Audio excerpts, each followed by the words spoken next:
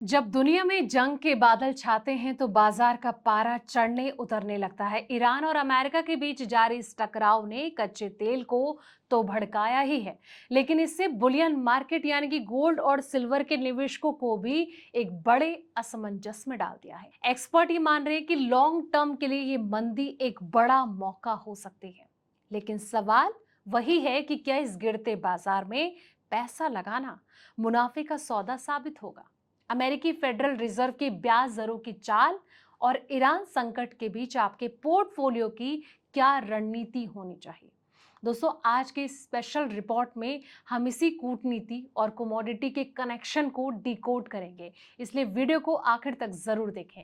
नमस्कार, मैं हूं आपके साथ संध्या बिष्ट और आप देख रहे हैं the economic times Hindi. International market में पिछले एक हफ्ते में गोल्ड और सिल्वर की कीमतें नीचे की ओर गई हैं।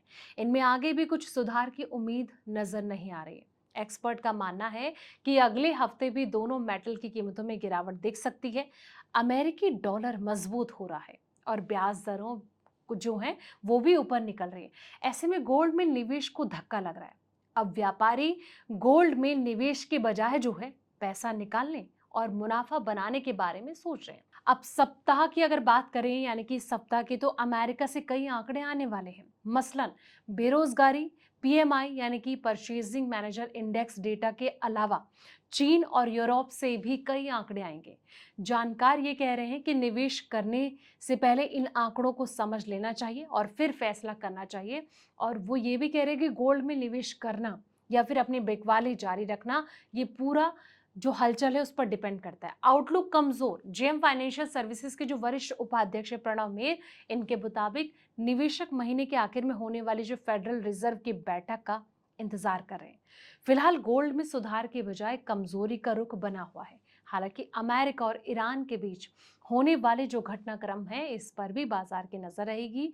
एलकेपी सिक्योरिटीज के जो रिसर्च एनालिस्ट हैं जतिन त्रिवेदी का ये कहना है कि मजबूत अमेरिकी डॉलर, कच्चे तेल की ऊंची कीमतें और लंबे समय तक ऊंची ब्याज दरें बने रहने की उम्मीद ने गोल्ड पर दबाव यानी कि प्रेशर बढ़ाया है। उनका ये कहना है कि कीमतों में हर उछाल पर निवेशकों ने प्रॉफिट बुकिंग की, जिससे कि तेजी टिक नहीं पाई है।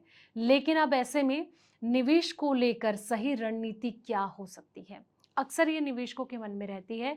तो अगर लमसम की बात करें यानी कि एक मुश्त की, तो पैसा ना लगाएं। बाजार में अभी ईरान संकट और फेड की नीतियों के कारण उतार चढ़ाव बना रहेगा, इसलिए सारा पैसा एक साथ लगाने की गलती आपको नहीं करनी चाहिए। एसआईपी या फिर टुकड़ों में खरीदें। मौजूदा गिरावट का जो फायदा है उठाने के लिए बाय ऑन डिप्स की जो स्थिति है यानी कि जो रणनीति है आपको अपनानी चाहिए और हर 2 से 3% की गिरावट पर थोड़ा थोड़ा गोल्ड या फिर सिल्वर जोड़ते जाएं। डिजिटल माध्यमों को प्राथमिकता दें। जी हाँ, फिजिकल गोल्ड सिल्वर के बजाय जो है गोल्ड सिल्वर ईटीएफ हो गया, mutual fund, sovereign gold bond यानी कि एसजीबी में निवेश करें, ताकि मेकिंग चार्ज और शुद्धता का जो झंझट है वो ना रहे। ईरान संकट के कारण आई ये जो गिरावट है डरने की नहीं, बल्कि लॉन्ग टर्म के लिए धीरे धीरे एक्यूमुलेट करने का एक बेहतरीन मौका है दोस्तों। तो इतिहास गवाह है कि जब भी सोना चांदी शांत होते हैं, वो एक बहुत लंबी छलांग की तैयारी कर रहे होते हैं। तो इस रिपोर्ट से आपको क्या लगता है कि क्या सच में सोने और चांदी की जो ये अभी शांति है, क्या आने वाले वक्त में सुनामी का रूप धारण कर लेगी? कमेंट बॉक्स में अपनी राय जरूर दें। फिलहाल इस रिपोर्ट में इतना ही। ऐसी पल पल की वीडियोस के लिए आप देखते रहें द इकोनॉमिक टाइम्स हिंदी।